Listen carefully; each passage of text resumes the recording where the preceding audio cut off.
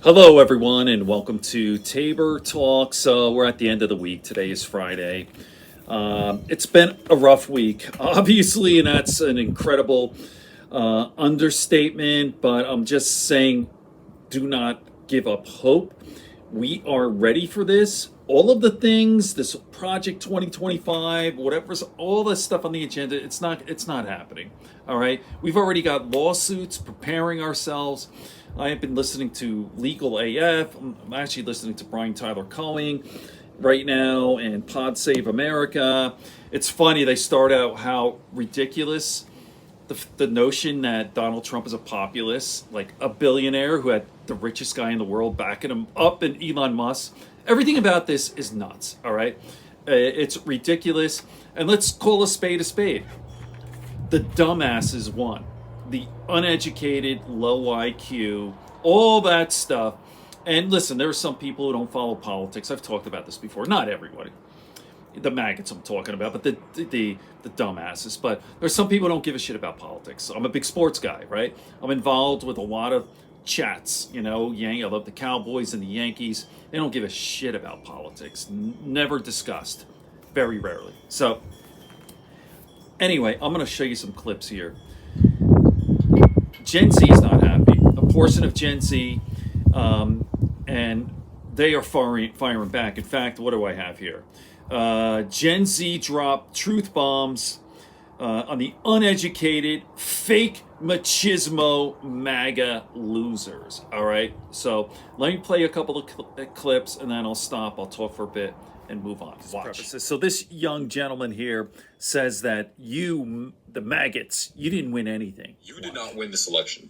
The only people who won are Donald Trump, J.D. Vance, Elon Musk, the oil barons that they cut deals with in exchange for campaign funds, and the corporations that want to continue deregulating. Your team did not win. You're not on the team. They never gave a shit about you. And unless you're making over $360,000 a year, you're not going to benefit from his tax plan. Like, I'm really interested to see what's going to happen when 2025 comes along. We're a couple months in and your rent prices don't go down. Your food prices aren't going down. Like, you're going to have more contaminants in your food because the FDA is going to be completely dismantled. Like, to all the red-pilled mid-20s guys that look like me, I wish I could say that things are going to get better, that you're going to be able to afford to move out of your parents' house, that you're going to be able to afford groceries and not have to struggle to pay bills, but it's just not going to happen under this president. This here's from a Gen Zer, this young woman talking to you, Latino, you the fake machismo. Well, here's a message for you.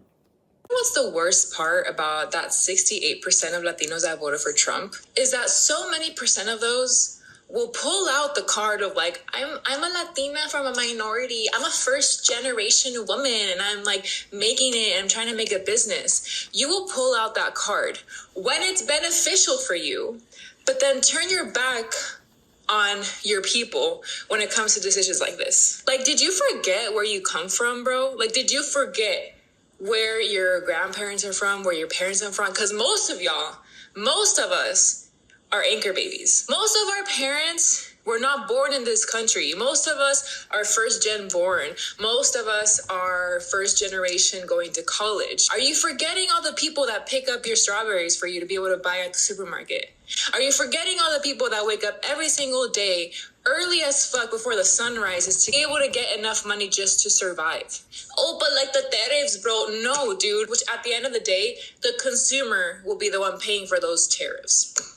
And that's what pisses me off, this hypocrisy of those same people that voted for Trump as Latinos will pull out that card and use it in your favor to get whatever the fuck you want, whether that's grants, whether that's a place in politics, whatever it is that you're doing, whether that's, putting it on your job application just to be able to get, I don't know, just to be special, just to spice it up a bit, you'll pull out that card. But when it comes to voting for people's rights, you forget all about that. You forget your roots. Like, we've come such a long way, not for you to turn your back on it. Here's another one from Stella, who's very, very popular on social media, TikTok and everything, about these misogynists, these young Gen Zers. Well, take a listen. This is a message for all the men that voted for Donald Trump and claim to be alpha males. You're no alpha male. You're meek. You're small. You were manipulated and conned by a man who's much more powerful than you will ever be, has more money than you will ever have. And you were so manipulated by him that you signed the rights of your wives and your daughters' bodies away. You're no alpha. I'm an alpha. This is what an alpha looks like. Okay? You couldn't provide for your own families. Okay? You couldn't provide for your own family. So you went and voted for a rapist. Let that sink in. You know why I'm an alpha? I'll tell you why I'm an alpha. I would walk through fire. I would walk through glass barefoot if gas prices were $150 a gallon before I ever let another man vote on my daughter's body. Because I want to let you know something, depending on the state you live in, right? Any man, no matter what his history, no matter what horrific things he may have done in his life, can happily skip over to his local voting booth and cast a vote on your wife's body, on your daughter's body. The women you claim to protect, and you let that happen because you can't drive your big truck anymore. Got a little too expensive. And let's face it, we all know the psychology behind the man, and the bigger his truck gets, right? You're no alpha.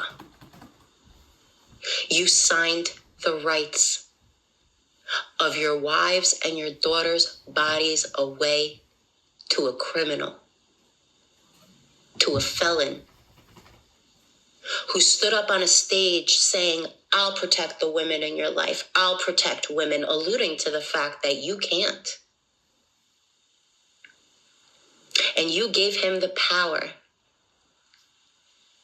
to make decisions on your wife's body and your daughter's body because you were scared. Here's Ben Meiselas, and I'm going to play a clip of that vile Nick Fuentes, who says, hey, we own women's bodies. Check this out. Speaking of getting conned, yeah, you all think that you won, that you stuck it to the elites right here who manipulated you. Take a look at this. Trump's victory has now added about $64 billion to the wealth of America's 10 richest individuals, people like Elon Musk, people like Jeff Bezos, who use the Washington Post as a tool, unfortunately, to not and endorse, which was deeply disappointing as well. Now, as I mentioned, leaders standing up as well. We've shared with you Governor Newsom, who's having an emergency session right now in California through the legislature. That's some big news to report as well.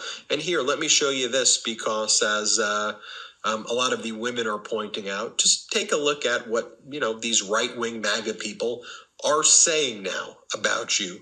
Take a look at what you all voted for this. Here, take a look as women creators are exposing this. Here, play this clip. Women for Trump. To feel when you're totally not pressed. Listen to feel when we control your bodies. Hey, bitch, we control your bodies. Guess what? Guys win again, okay? Men win again. And yes, we control your bodies. Hi, I'm your Republican congressman. Hi, I'm your Republican congressman. It's your body, my choice. And men, women again, Men win again. There will never, ever be a female president. Never. There will never be a female president, ever. It's over. Glass ceiling? Dude, it's a ceiling made of fucking bricks. You will never break it. Your stupid face keeps hitting the brick ceiling. We will keep you down forever. You will never control your own bodies. You will never be the president of the global empire. Never gonna happen, sweetie. Your body, our choice. These are your men, women who voted for Trump. Your men. He even had the audacity to tweet, "Your body, my choice, forever." You see, it's never been about saving lives because we don't save the women's lives.